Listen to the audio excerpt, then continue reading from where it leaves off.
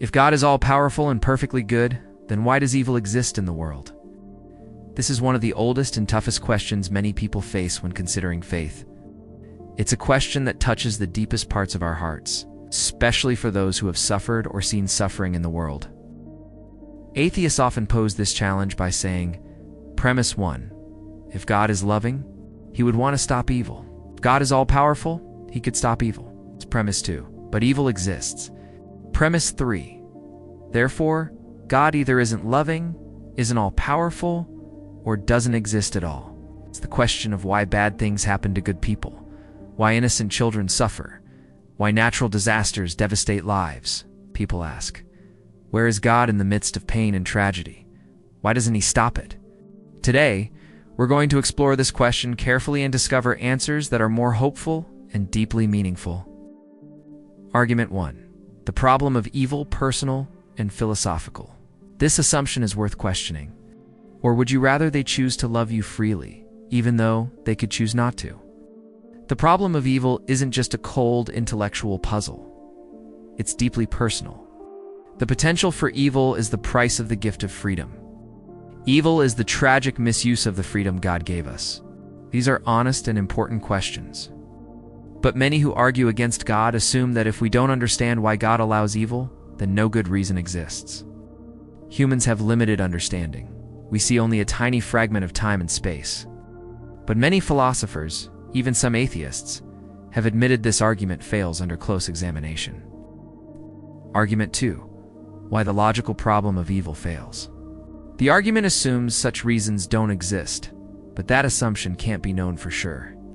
The logical problem of evil claims that the existence of evil contradicts the existence of an all-good, all-powerful God. Philosopher William Rowe, who made this argument famous, later acknowledged that we cannot prove God lacks morally sufficient reasons for allowing evil. It's like assuming a person's innocence based only on your ignorance of their whereabouts. Christianity provides a powerful reason why evil exists. God gave humans free will, the genuine ability to choose love or rejection, good or evil, but freedom carries risk, the risk that humans will choose evil. Argument 3. Free will, the source of evil and good. Think about this. Would you want your family or friends to love you because they had no choice?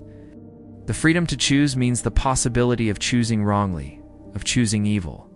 But free will also allows for genuine love, kindness, sacrifice, and courage, things that could never exist in a world where we are mere puppets.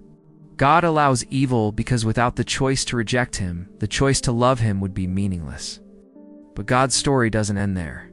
Argument 4. God redeems evil for good history and personal stories. God is powerful enough to bring good out of evil. History shows countless examples. From the horror of the Holocaust came the rebirth of Israel and worldwide movements for human rights and peace.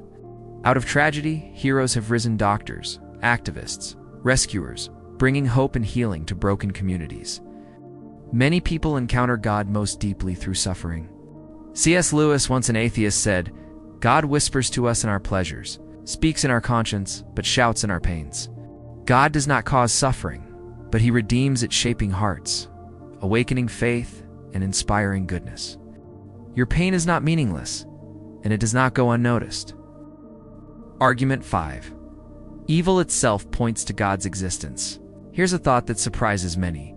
The existence of evil itself points toward God.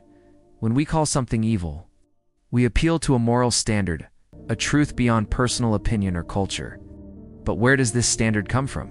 Without God, morality becomes relative-based, on survival, preference, or social consensus.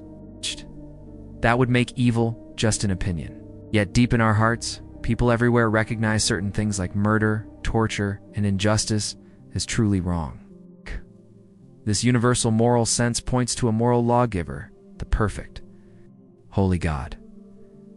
Argument 6. God enters our suffering, the cross. Christianity is unique because God did not remain distant from our pain. He came near Jesus Christ, took on human flesh, and experienced hunger, sorrow, betrayal, and death.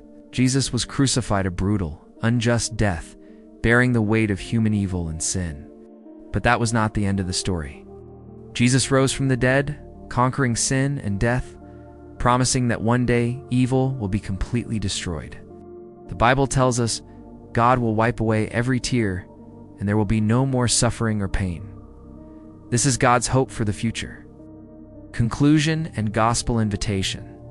So if you're struggling with the question of evil, don't let it push you away from God. Let it draw you to the one who entered our suffering to save us. Through Jesus Christ, forgiveness, healing, and eternal hope are freely offered to all who trust Him.